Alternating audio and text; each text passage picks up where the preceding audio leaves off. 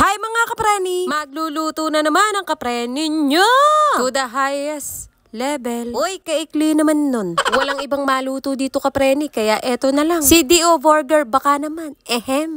Ang hirap paghiwalayin kapreni, kaya ginamitan ko na ng kutsilyo. Bahala na, kung mahati man siya. Paano gagawin? Matigas, kasintigas ng no comment, no caption. Ipiprito ko na kapreni, baka iprito pa ng iba. Mahirap na. At mahirap na magsalita, baka tayo'y mapahamak. Huwag natin ipahamak ang sarili natin. Uy, kasama ba kayo? Ako lang. Oh, luto na. Kabilisanes. Patatagalin pa ba? Ay baka mainit. Tapos nag-search na naman ako sa YouTube. Burger steak ang gagawin ko kapreni. Yung dilata, may alikabok pa. Huwag kayo mag-alala. Normal yan. May binabagayan ng pagsiselan, kaya hindi ako nagselan kapreni. Sabi ko kay Kuya Ken, bumili ka ng mushroom, yung pieces. Ang binili niya, whole. Ay mahirap utusan ng anak ko mga kapreni. Siya ang nagdidesisyon. Ay talaga namang pinahirapan pa ako, Sus Mariosep. At kahit gayon pa man, wala na akong magagawa kapreni. Nandito na paano pa nga ba? Hiniwa-hiwa ko na lang. Tapos isinayaw ko na ang bawang sa mainit na mantika at sinunod ko ang mushroom. Paalala mga kapreni, huwag niyong gagayahin ang recipe ko. Baka magkamali pa kayo, sisihin niyo pa ako. Huwag ganon, mali yun. Oo nga, ganon nga, nanggigigil ako sa inyo Sinabi na nga pwede to Nakapanggigigil kapag hindi marunong magluto nito Ay napasabi tuloy ako kay Kuya Ken, bakit kasi ganito pa ang gusto mong ulam?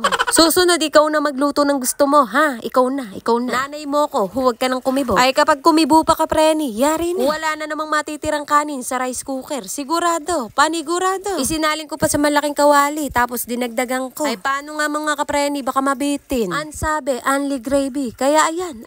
Your wish is my command. Ha?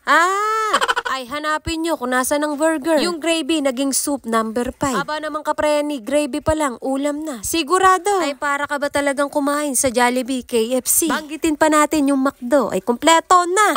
Ang sarap ng luto ko kapreni, promise. Oh, naglaban na naman ang kapreni niya. Ay palagi na lang naglalaba, Hanes. Ay sinabi ko ng palagi, ha? Tampalin ko ang uso mo, baka sabihin mo, paulit-ulit, content ko. Biro lang, bawal magalit dito, ha? Dapat ako lang, kapreni.